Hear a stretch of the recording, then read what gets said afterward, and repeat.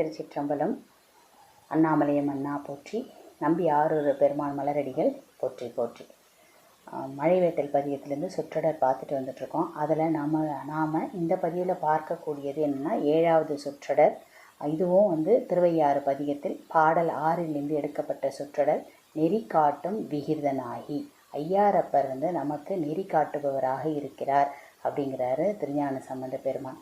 நன்னெறி அப்படின்னா என்னென்னா, உயிர்களுக்கு வினைகளின் பிணையிலிருந்து விடுதலை அளித்து இன்றும் அழியாத பேரின்பத்தில் ஆழ்த்தும் முக்தி நெறிதான் நன்னெறி.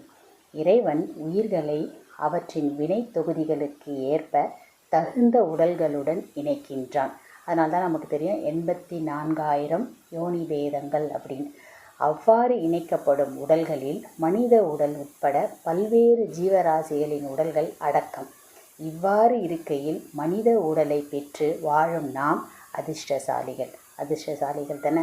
அதனால தானே அப்பர் பெருமான் சொல்கிறாரு, வாய்த்தது நம் தமக்கு ஈயோர் பிறவி அப்படின்னு சொல்லியிருக்கார். அப்போ எப்பேற்பட்ட மனித பிறவி நமக்கு கிடைச்சிருக்குது அப்படிங்கிறத நம்ம ஒவ்வொருவரும் உணரணும். உணர்ந்தாதான் இறைவனுடைய அருள் நமக்கு புரியும். அந்த அருள் தெரிந்தாதான் நாம் அவரை பின்பற்றி முக்தி அடைய வேண்டும் அப்படின்னு நினைக்கும். அப்படிப்பட்ட நினைக்கிற ஆன்மாக்களுக்கு நன்னெறி காட்டுபவராக யார் இருக்கார்? இந்த ஐயாரப்பர் இருக்கிறார் அப்படிங்கிறார். அப்போ நாம் அதிர்ஷ்டசாலிகள் என்பதை உணர வேண்டும். ஏனெனில் மனித உடலுக்கு தான் இறைவன் என்ன கொடுக்குறாரு? 36 தத்துவங்கள் எனப்படும் கருவிகள் அளித்து உயிர்கள் உய்யும் வழியினை தேடிக்கொள்ள வழிவகுத்துள்ளார்கள். ஏன்னா 36 தத்துவங்களும் கருவி கரணங்களாக வரணும் அப்படின்னா நமக்கு தெரியும், ஓரறிவிலிருந்து 6 அறிவு வரைக்கும் உள்ள ஜீவராசிகளுக்கு எத்தனை புலன்கள் வேலை செய்யுது அப்படிங்கிறது நமக்கு தெரியும். அப்போ நம்மளுக்கு 5 புலன்களும் வேலை செய்யுது. அதனால தான் நமக்கு இந்த பிறவியை ஒப்பற்ற பிறவி அப்படின்னு சொல்கிறார். அனைத்து பிறவிகளிலும் உயர்ந்ததாக கருதப்படுவது மனித பிறவியே. மனித பிறவி எடுப்பதன் மூலம்தான் உயிர்கள் தங்களுக்கு அளிக்கப்பட்ட கருவி கரணங்களை பயன்படுத்தி உண்மையான மெய்ப்பொருளை உணர்ந்து அவனை துதித்து வழிபட்டு வாழ்வினில் உய்வடைய முடியும். இது நமக்கு தெரிஞ்சது தான். ஏன்னா நம்ம அதை எப்படி பயன்படுத்துகிறோன்றதை பொறுத்து தான் நமக்கு உய்யும் வகை கிடைக்குமா கிடைக்காதான்னு தெரியும். எப்பேற்பட்ட பிறவி கிடைச்சிருக்குது, ஒப்பற்ற பிறவியை நாம் அடைந்து, அதாவது நமக்கு கிடைச்சிருக்குது. போன பல ஜென்மத்தில் செய்த புண்ணியந்தான் நமக்கு நல்வினை காரணமாக தான் இந்த மனித உடல் நமக்கு கிடைத்திருக்குது அப்படின்னு நம்ம நினச்சோன்னா பெருமானை நினைக்காத நேரம் இருக்க முடியாது அப்படின்றத உணரலாம்.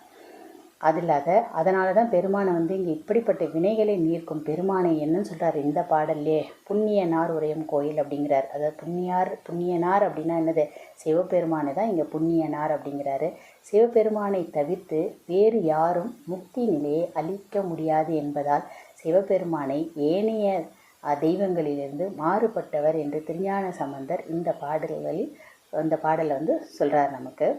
அப்போது மனதினால் நினைத்து, வாக்கினால் துதித்து, கைகளால் தொழுது நாம் உய்ய வழி காட்ட வல்லலாய் விளங்குகின்றான் நம் ஐயாரப்பர் பெருமான் அப்படிங்கிறத குறிப்பிட்றாரு.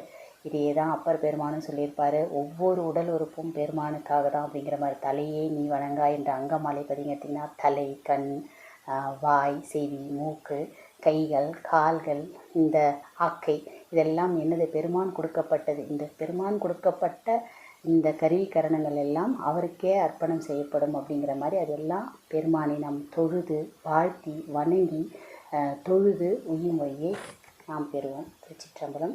தென்னாடுடைய சிவனை போற்றி, நாட்டவருக்கும் இறைவா போற்றி.